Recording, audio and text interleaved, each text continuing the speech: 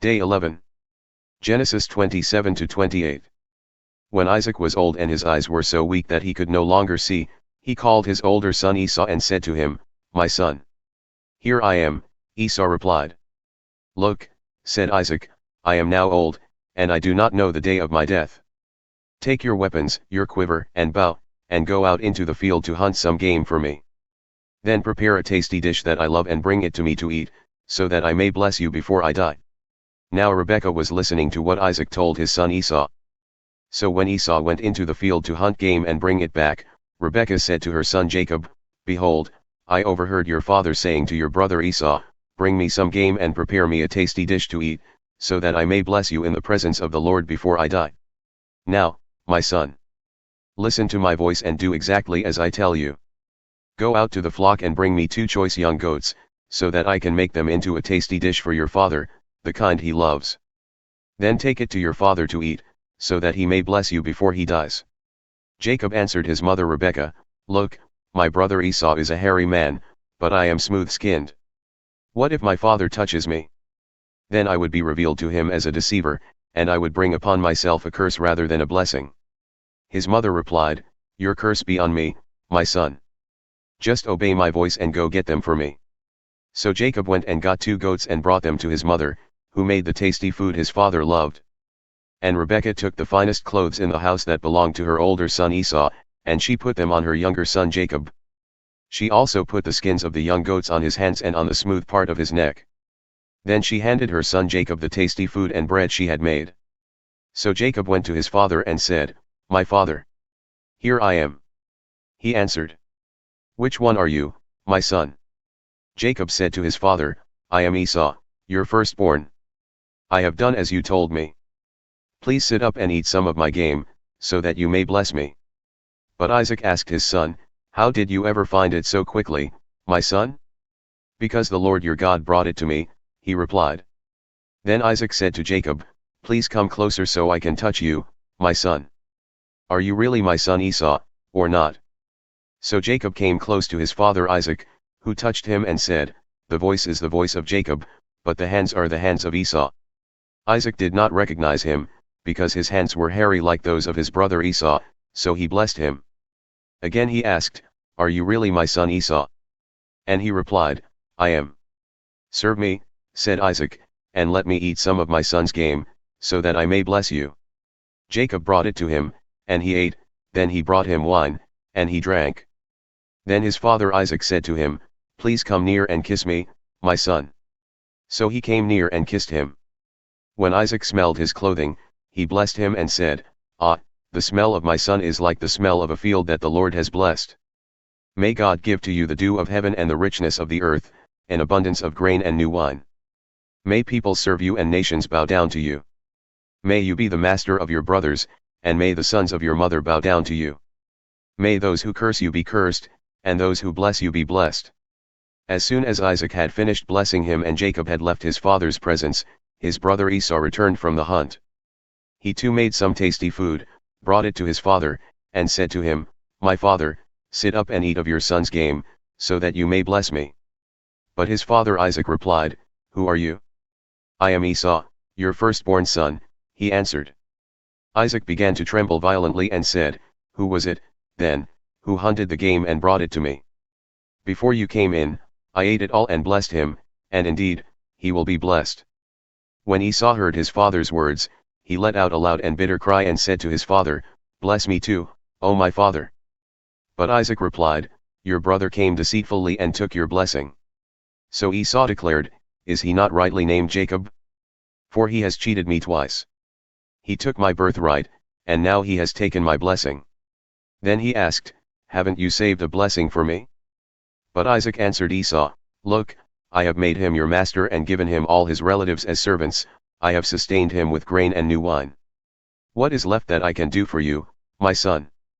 Esau said to his father, "Do you have only one blessing, my father? Bless me too, O my father." Then Esau wept aloud. His father Isaac answered him, "Behold, your dwelling place shall be away from the richness of the land, away from the dew of heaven above. You shall live by the sword and serve your brother. But when you rebel, you will tear his yoke from your neck." Esau held a grudge against Jacob because of the blessing his father had given him. And Esau said in his heart, "The days of mourning for my father are at hand, then I will kill my brother Jacob." When the words of her older son Esau were relayed to Rebekah, she sent for her younger son Jacob and told him, "Look, your brother Esau is consoling himself by plotting to kill you. So now, my son, obey my voice and flee at once to my brother Laban in Haran. Stay with him for a while, until your brother's fury subsides, until your brother's rage against you wanes and he forgets what you have done to him. Then I will send for you and bring you back from there. Why should I lose both of you in one day?" Then Rebekah said to Isaac, "I am weary of my life because of these Hittite women. If Jacob takes a Hittite wife from among them, what good is my life?" So Isaac called for Jacob and blessed him. "Do not take a wife from the Canaanite women," he commanded. "Go at once to Paddan Aram, to the house of your mother's father Bethuel, and take a wife from among the daughters of Laban, your mother's brother. May God Almighty bless you and make you fruitful and multiply you, so that you may become a company of peoples. And may he give the blessing of Abraham to you and your descendants, so that you may possess the land where you dwell as a foreigner, the land God gave to Abraham." So Isaac sent Jacob to Paddan Aram, to Laban son of Bethuel the Aramean, the brother of Rebekah, who was the mother of Jacob and Esau. Now Esau learned that Isaac had blessed Jacob and sent him to Paddan Aram to take a wife there, commanding him, "Do not marry a Canaanite woman," and that Jacob had obeyed his father and mother and gone to Paddan Aram. And seeing that his father Isaac disapproved of the Canaanite women, Esau went to Ishmael and married Mahalath, the sister of Nebaioth and daughter of Abraham's son Ishmael, in addition to the wives he already had. Meanwhile Jacob left Beersheba and set out for Haran. On reaching a certain place, he spent the night there because the sun had set. And taking one of the stones from that place, he put it under his head and lay down to sleep. And Jacob had a dream about a ladder that rested on the earth with its top reaching up to heaven, and God's angels were going up and down the ladder. And there at the top the Lord was standing and saying, "I am the Lord, the God of your father Abraham and the God of Isaac. I will give you and your descendants the land on which you now lie.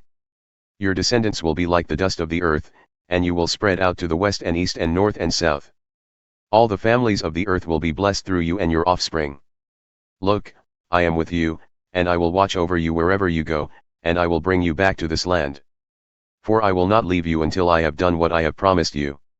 When Jacob woke up, he thought, "Surely the Lord is in this place, and I was unaware of it." And he was afraid and said, "How awesome is this place! This is none other than the house of God, this is the gate of heaven." Early the next morning, Jacob took the stone that he had placed under his head, and he set it up as a pillar. He poured oil on top of it, and he called that place Bethel, though previously the city had been named Luz. Then Jacob made a vow, saying, "If God will be with me and watch over me on this journey, and if he will provide me with food to eat and clothes to wear, so that I may return safely to my father's house, then the Lord will be my God. And this stone I have set up as a pillar will be God's house, and of all that you give me I will surely give you a tenth." Matthew 8 verses 18 to 34. When Jesus saw a large crowd around him, he gave orders to cross to the other side of the sea. And one of the scribes came to him and said, "Teacher, I will follow you wherever you go." Jesus replied, "Foxes have dens and birds of the air have nests, but the Son of Man has no place to lay his head." Another of his disciples requested, "Lord, first let me go and bury my father." But Jesus told him, "Follow me, and let the dead bury their own dead." When he got into the boat, his disciples followed him. Suddenly a violent storm came up on the sea, so that the boat was engulfed by the waves, but Jesus was sleeping. The disciples went and woke him, saying, "Lord, save us. We are perishing." "You of little faith," Jesus replied, "why are you so afraid?" Then he got up and rebuked the winds and the sea, and it was perfectly calm. The men were amazed and asked, "What kind of man is this? Even the winds and the sea obey him." When Jesus arrived on the other side in the region of the Gadarenes, he was met by 2 demon-possessed men coming from the tombs. They were so violent that no one could pass that way. "What do you want with us, Son of God?" they shouted. "Have you come here to torture us before the appointed time?"